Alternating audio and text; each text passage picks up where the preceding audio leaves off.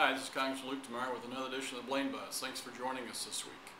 Yesterday in our Financial Services Committee, we had Chairman Bernanke of the Federal Reserve stop by for a semi-annual visit with us to basically discuss his vision, his view of our economy, what he wants to do as the Federal Reserve Chairman to try and help improve the economy, control inflation, control employment. That's his two mandates for his office.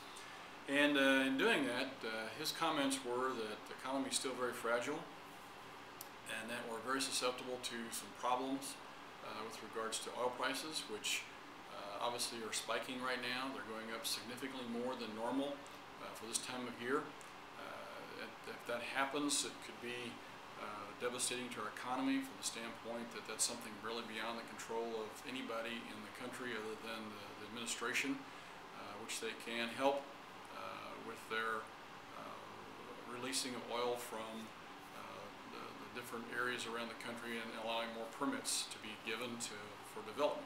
And while that oil doesn't necessarily flow immediately, it's the perception that there is support for improving the production of oil in this country. The other thing that he mentioned was the continuing problems over in Europe. Europe continues to struggle. Their economy is very weak.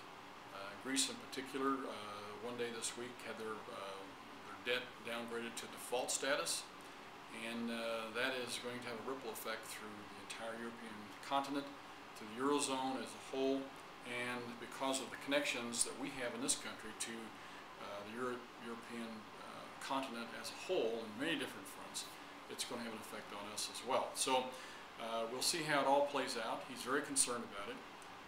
He anticipates if things would stay as is, somewhere around a 2 to 2.5% growth rate for next year.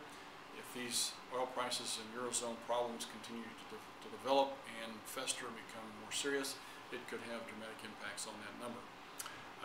When asked about how we as a Congress could do things to improve the situation, he said we have to get our budget under control and our debt under control. And in doing that, obviously the best way to do it is put people back to work. Cut spending, put people back to work, and things can get better.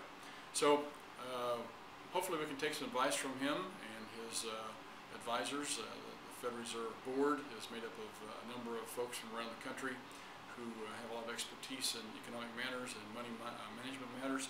So we take his advice very seriously, and so we're going to try and work with the Congress here on the other side of the building, the Senate, to try and improve the economy, and hopefully we can get some people back to work.